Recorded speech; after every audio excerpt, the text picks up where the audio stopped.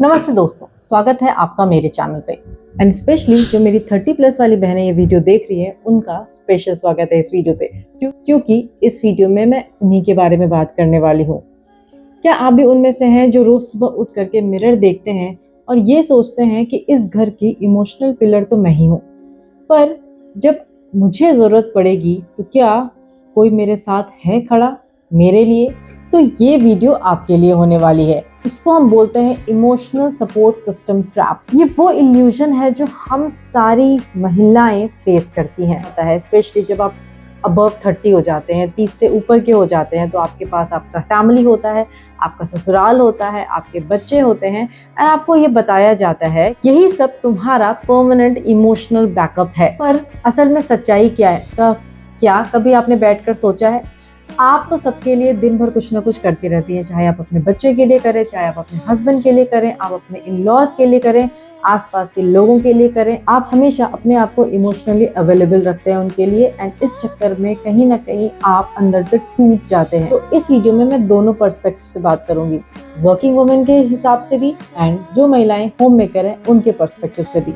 Video को पूरी देखना, क्योंकि एंड में आपको सोल्यूशन मिलने वाला है एंड ये सोल्यूशन आपकी जिंदगी बदल देगा। वीडियो में लाइक बटन है, उसको अभी दबाओ, हाइप दो एंड कमेंट में लिखो कि मैं इमोशनल ट्रैप में बंधी हुई हूँ या फिर मैं इमोशनल ट्रैप से निकल चुकी हूँ।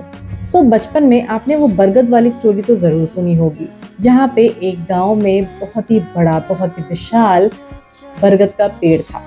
एंड वो बरगद का पेड़ ऐसा नॉर्मल पेड़ नहीं, वो पेड़ ऐसा पेड़ था जिसके बहुत सारे ब्रांचेस थे, बहुत मोटा तना था, हरी भरी, बहुत ही गहरी पत्तियां थी उसकी, इतनी पत्तियां थी उसकी, और वो इतना विशाल था कि वो आसपास के सारे लोगों को छांव देता रहता था।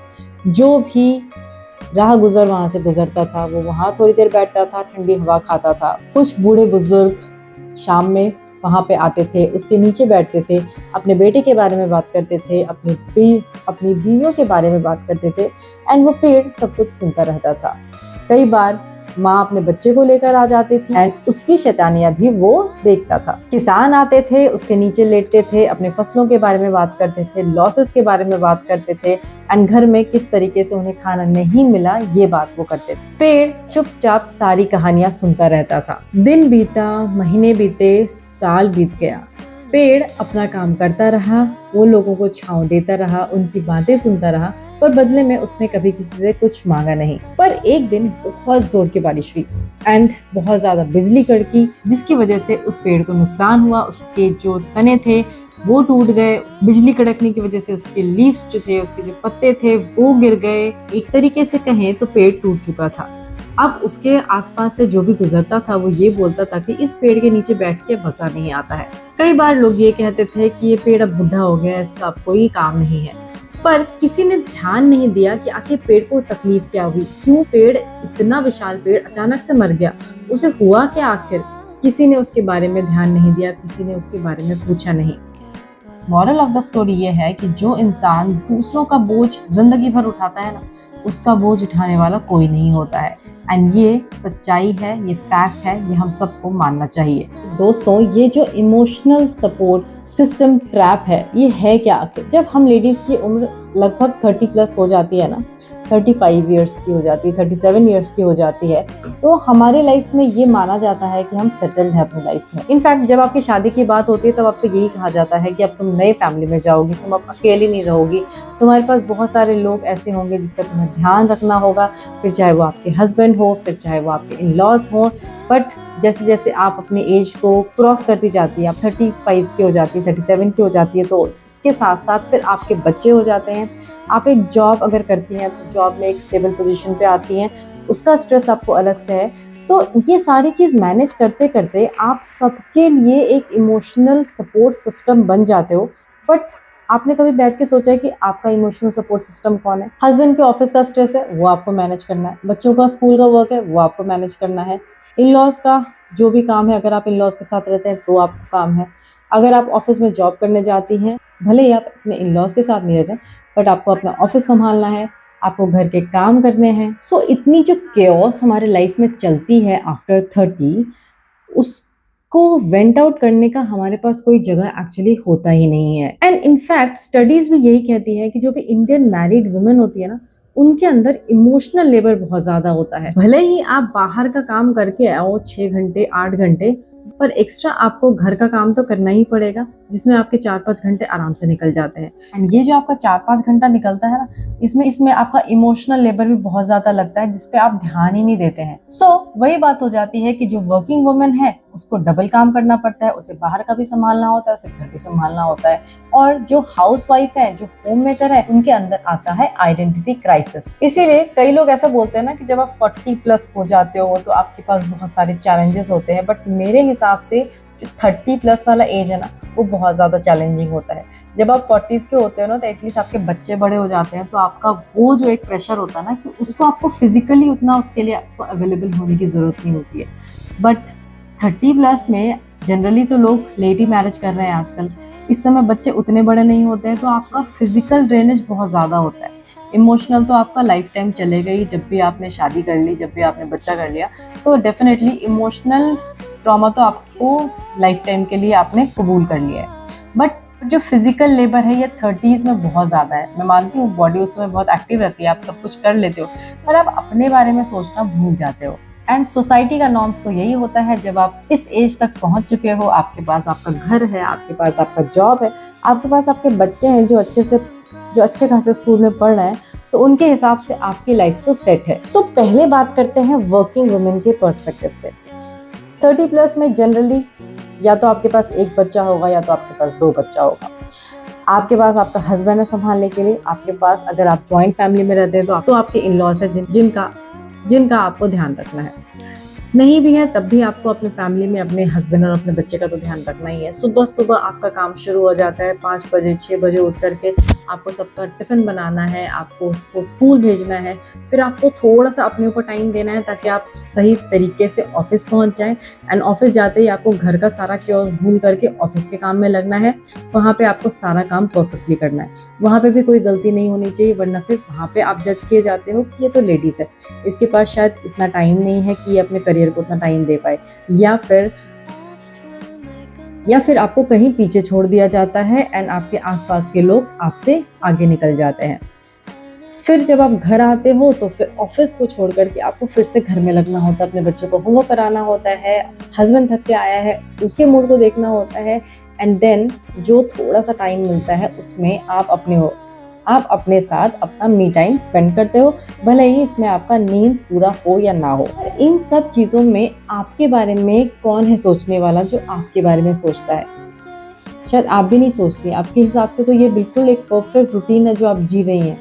एंड यही एक बहुत बड़ा ट्रैप है। इसमें लोग आपको आप किसी को भी अपना कुछ बताने जाओगे ना, अपना प्रॉब्लम बताने जाओगे ना, तो एक तो किसी को इंटरेस्ट नहीं होगा सुनने में, एंड लास्ट में लोग यही बोल देते हैं कि जॉब कर रहे हो, इंडिपेंडेंट हो, तुम्हें क्या प्रॉब्लम है। लेकिन अंदर से जो इमोशनल लोड होता है ना, वो भी डबल ऑफिस का लोड एंड घर का लोड। अगर आपने थोड़ा सा अपने बारे में सोच लिया, अपने बच्चों के साथ टाइम स्पेंड नहीं किया, तो एक गिल्ट का लोड कि बच्चे को टाइम नहीं दे पा रहे हैं। बहुत सारी चीज़ें अफेक्ट करती हैं आपके इमोशनल स्टेटस को। एंड सर्वे के हिसाब से भी 72% जितनी भी वर्किंग वुमेन है ना, उनमें से 72% बहुत ही ज़्यादा स्ट्रेस में है। उनका स्ट्रेस लेवल बहुत ज़्यादा हाई है। एंड वर्किंग वुमेन में ये लोड थोड़ा सा ज़्यादा इसलिए हो जाता है क्योंकि उनके पास अपने लिए बिल्कुल भी टाइम नहीं होता है। उनको ऑफिस में भी अपना फुल टाइम देना है और उनको अपने घर में भी फुल टाइम देना है। कहीं पे भी उनको शॉर्टकट नहीं है, उनके पास शॉर्टकट का ऑप्शन नहीं है, उन्होंने वो ऑप्शन चूज़ ही नहीं किया। अब बात करते हैं होम मेकर के पर्सपेक्टिव से। चाहे आपको कहीं जाना हो, चाहे आपको कहीं नहीं जाना हो, बट क्योंकि आपके हस्बैंड को जाना है, क्योंकि आपके बच्चे को जाना है, तो आपको सुबह उठना ही पड़ेगा, उनका काम करना ही पड़ेगा। एंड देन घर के छोटे मोटे काम जिसके लिए शायद आपने मेड लगवा लिया है, वो अगर आप कट कर देते हैं, तब उसके बाद जैसे बच्चे आते हैं तो बच्चों को फिर देखो, उनके ट्यूशन्स देखो, उनके होमवर्क्स देखो। एंड देन हस्बैंड आता है, उसके स्ट्रेस वाले मूड को संभालो, उसको नाश्ता बना के दो। एंड देन फिर से तुम्हारी वो जो चक्री होती है ना, वो घूमने लग जाती है। एंड सोसाइटी में एक बहुत ही ऐसी स्ट्रिक्ट मेंटालिटी है कि घर वाले लोगों को काम क्या होता है, उनको सिर्फ घर ही तो संभालना है। लेकिन वो जो इमोशनल एक अनअवेलेबिलिटी होती है, जिसमें एक आइडेंटिटी क्राइसिस से वो गुजरती है, जिसमें वो सिर्फ एक मम्मी रह जाती है, वो किसी की बहू रह जाती है, वो किसी की बीवी रह जाती है, उसका खुद का आइडेंटिटी कुछ रहता नहीं है, उसके पास फाइनेंशियल इंडिपेंडेंस नहीं है। एंड जब आपके पास फाइनेंशियल इंडिपेंडेंस नहीं है ना, तो आपके पास आपकी वॉइस भी नहीं है। ये चीज़ आपको हमेशा याद रखना पड़ेगा। अगर आप कुछ डिसीजन लेना चाहते हो, अगर आप कुछ बोलना चाहते हो, तो उसके लिए आपको फाइनेंशियली इंडिपेंडेंट होना बहुत ज़रूरी है। अदरवाइज आपकी वॉइस को कोई काउंट ही नहीं करेगा, उस पर कोई ध्यान ही नहीं देगा। आपने ये नोटिस किया होगा, अगर नोटिस किया है तो मुझे कमेंट करके बताइए कि आपके घर में क्या ये भेदभाव होता है। इस ट्रैप में आप हैं, इसको आप कैसे पहचानेंगे? आखिर इसके साइन क्या होते हैं? इसको आप कैसे पहचानोगे कि मैं इस ट्रैप में फंसी हुई हूँ एंड मुझे इस चीज़ का पता भी नहीं चल रहा है? आपको हमेशा ऐसा लगता है कि सिर्फ आप ही लोगों की सुन रही है, आपकी कोई सुन ही नहीं रहा है, आपकी कोई सुनवाई ही नहीं है, कहीं भी नहीं है। आपको जब भी सेल्फ केयर की बात आती है ना, सेल्फ लव की बात आती है, तो आपको ऐसा लगता है मुझे इसकी क्या ज़रूरत है, मैं क्यों जिम जाऊँ, मैं क्यों अपने आप को ग्रूम करूँ, मुझे क्या ज़रूरत है कि इस चीज़ की। इमोशनल बॉटल अप हो जाना है, हर बात पे गुस्सा आता है, छोटी छोटी बात पे आप इरिटेट हो जाते हो। हेल्थ खराब हो रही है आपकी, बट आपके पास टाइम नहीं है, आपके पास सोर्स नहीं है किस तरीके आप अपने आप पे ध्यान दे पाओ। और अपने ही घर में आप कहीं खो गए हैं, आपको बताना पड़ता है कि आप भी घर में हैं, आपकी भी एक वैलिडिटी होनी चाहिए, आपके होने का एहसास लोगों को होना चाहिए। अब बात करते हैं प्रैक्टिकल सॉल्यूशंस के ऊपर कि आखिर इस ट्रैप से निकलें कैसे। एंड ये मैं आपको बता दूं कि इस ट्रैप से निकलना थोड़ा मुश्किल है, पर आप निकल सकते हैं, क्योंकि मैं भी इस ट्रैप से निकली हूँ। इसलिए मैं आपको गारंटी से कह सकती हूँ, जब आप कुछ ऐसे स्टेप्स फॉलो करेंगे ना, जो मैं अभी इस वीडियो में बताने वाली हूँ, तो आप इस ट्रैप से निकल जाएंगे। सबसे पहले एक्नॉलेज करो कि आप ट्रैप में फंसे हुए हो। आप अपने आप से बात करो, आप अपने आप को बताओ कि मैं ट्रैप में फंसी हुई हूँ और ये नॉर्मल नहीं है। आप जर्नलिंग करो,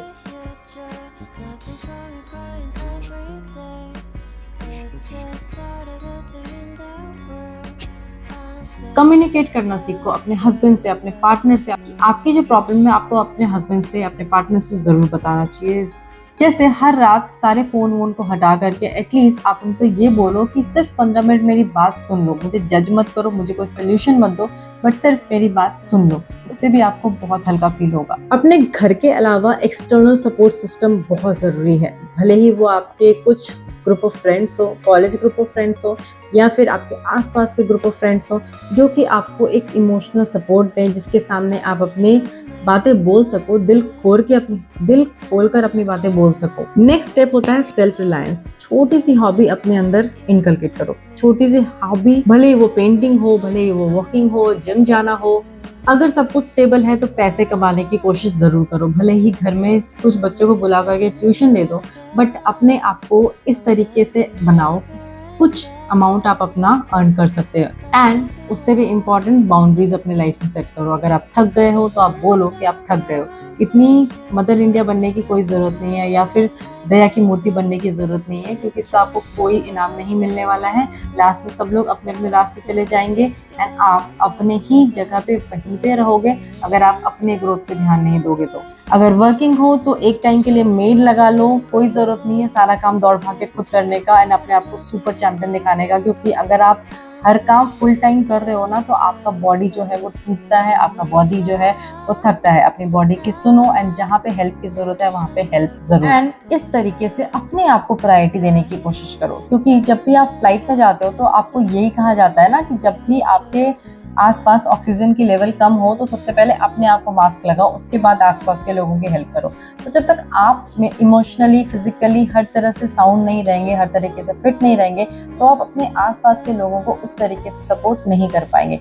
भले ही आपको ऐसा लगता हो कि आप 24 घंटे में से 20 घंटे काम कर रहे हो, बट अपने ऊपर ध्यान देना बहुत ज़रूरी है। तो मेरी प्यारी बहनों, ये था इमोशनल सपोर्ट सिस्टम ट्रैप की असली कहानी। एंड ये जो ट्रैप है, इसमें आप अकेले नहीं फंसे हैं, बहुत सारे लाखों फीमेल्स इस ट्रैप में फंसी हुई हैं।